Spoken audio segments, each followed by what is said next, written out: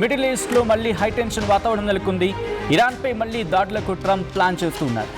America దాడులు చేస్తుంది అన్న వార్తలతో ఎయిర్ స్పేస్ క్లోజ్ చేసింది ఇరాన్. ఈ మేరకు నోటం జారీ చేస్తుంది ఇరాన్ విమానయాన సంస్థ.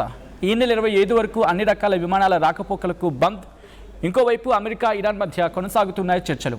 చివరి నిమిషంలో చర్చలు ఫెయిల్ అయితే ఇరాన్పై మళ్ళీ అమెరికా భారీ దాడులకు దిగే అవకాశం ఉంది. దానికి సంబంధించిన బ్రేకింగ్ న్యూస్ చూస్తున్నారు. ఇన్ఫాక్ట్ గత కొద్ది గంటలకి అంశానికి సంబంధించి తీవ్రమైన చర్చ జరుగుతుంది. కారణం అమెరికా మూవ్మెంట్. అమెరికా అధ్యక్షుడు డొనాల్డ్ ట్రంప్ మూవ్మెంట్ గురించి ఇక్కడ మాట్లాడుకుంటున్న సందర్భం.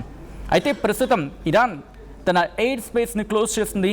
Iran civil aviation organisation announce చేయడం జరిగింది. ఎయిర్ స్పేస్ని టెంపరీగా క్లోజ్ చేస్తున్నామంటూ, దట్టు వెస్ట్రన్ ఇరాన్ వైపు. దాంతోపాటు డిప్లొమాటిక్ ఎఫర్ట్స్ ఇప్పుడు రీచ్ అవుతున్నాయి. కాబట్టి డిప్లొమాటిక్ ఎఫర్ట్స్ అంటే ద్వైపాక్షిక చర్చల ద్వారా ఈ సమస్యను కుదుర్చుకునేందుకు, ఈ సమస్యను కొలికి తీసుకొచ్చేందుకు రెండు వైపుల ప్రయత్నాలు జరుగుతున్న సందర్భంలో ప్రస్తుతం ఇరాన్ తీసుకున్న నిర్ణయం అంటే టెహ్రాన్కి వాషింగ్టన్, అంటే టెహ్రాన్ అంటే ఇరాన్ రాజధాని, వాషింగ్టన్ అంటే అమెరికా. సో వీళ్ళిద్దరి మధ్య చర్చలు జరుగుతూ ఉన్నాయి. సో ఈ క్రమంలోని అమెరికా మిలిటరీ ప్రిపేర్ అవుతూ ఉంది. కొత్త స్ట్రైక్స్, విడతల వారీగా స్ట్రైక్స్ చేస్తూ ఉంది కదా.